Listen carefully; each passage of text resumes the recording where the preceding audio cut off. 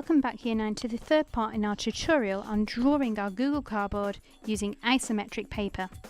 So last lesson what we completed was we had a look at the dimensions, and then we went on to add in our hidden lines and use the creating method to start to add in some of our curved forms around here and on the flat features down here and to the side.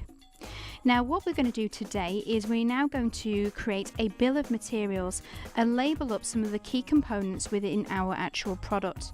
It's really important to remember that as part of GCSE that you acknowledge what materials are made for which part of your product, and then you can explain how they're made and how they are useful. So we're going to do that in this particular example. Now when labelling up any features inside your isometric design, you're either going to use a straight vertical line or a horizontal line.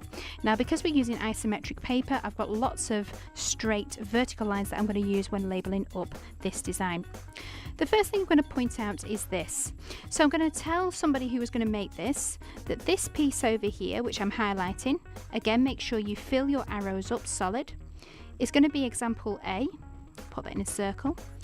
And I'm going to tell somebody who sees the sheet that example A is a piece of Velcro, because remember, as we said before, underneath the flap here, that's where the Velcro is going to go. So I'm going to tell somebody who looks at this diagram that A over here is a piece of Velcro that's going to attach onto your Google Cardboard. Now at the bottom down here, Year 9, I've created myself a bill of materials. I've done 3 rows and 4 columns. So I'm going to put A in here as a reference to our drawing. And I'm going to tell whoever's reading it that A up there is Velcro, that it's made from plastic, and quantity is 1.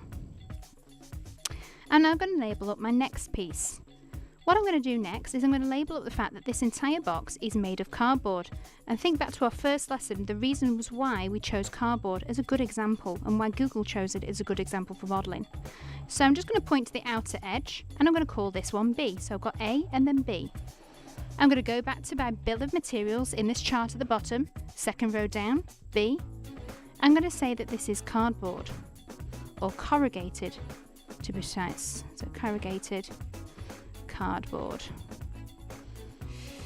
Okay, and that's made from, as we found out, the paper, which comprises of the liner and the flute.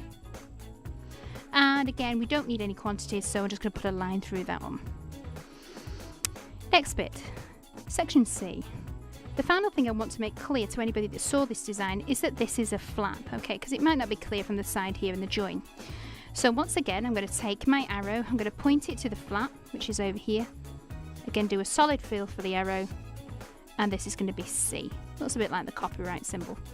And then down at the bottom here, in my bill of materials, C, and that's going to be the flap, and that is made from the cardboard.